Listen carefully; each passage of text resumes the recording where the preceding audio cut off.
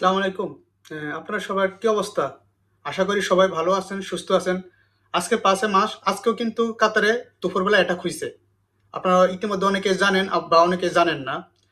তো আমি আবার দেখতেছিলাম নিউজে নিছে যে অনেকে লেখছে যে আজকে অ্যাটাক হইছে, কালকে তো অ্যাটাক হয় নাই। জিনিসটা এমন না, কালকে অ্যাটাক হইছে।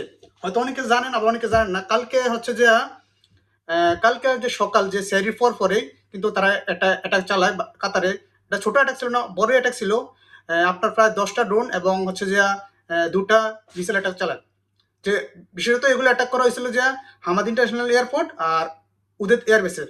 কিন্তু কাতার নৌবাহিনী এবং বিমান বাহিনী মিলে দুটাকে ইন্টারসেপ্ট করছে।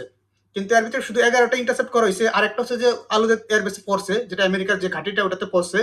যদিও এখানে কোনো এ পর্যন্ত কোনো প্রাণহানি হয় না বা কোনো বিশেষ কোনো কিছু হয় নাই, কিন্তু ওইখানে পড়ছে। আরেকটা জিনিস হচ্ছে যে এখানের যে আইআরজিসি মেম্বার আছে তাদের ১০ জন সদস্যকে কাতারে গ্রেপ্তার করা হয়েছে। আর গ্রেপ্তারটা তো করা হয়েছে ৩ মার্চ। আর এই ১০ জনের গ্রেপ্তার করা হয়েছে বলতে তারা কাতারে থেকে গোয়েন্দাগিরি করতো, তারপর হচ্ছে যে কাতারের যেই গোপন তথ্যগুলো এগুলো পাশ করা করতো তারা। এই জন্য তাদেরকে মূলত গ্রেপ্তার করা হয়েছে।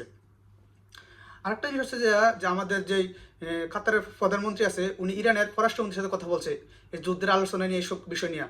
তখন উনি বলছে যে আমরা তো তোমাদেরকে টার্গেট করি না, আমরা তো শুধু আমেরিকাকে টার্গেট করছি, আমেরিকার বেসগুলোকে আমরা টার্গেট করছি। তখন আমাদের যে প্রধানমন্ত্রী উনি বললো যে না, তোমরা এটা সাদা মিথ্যা কথা বলছো।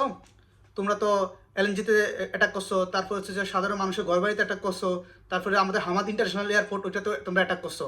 তোমরা এগুলো মিথ্যা কথা বলছো, আমরা এগুলো করার নিন্দা জানাই। আর তোমরা, আমি এই বিষয় নিয়ে ইউনের কাছে যাব।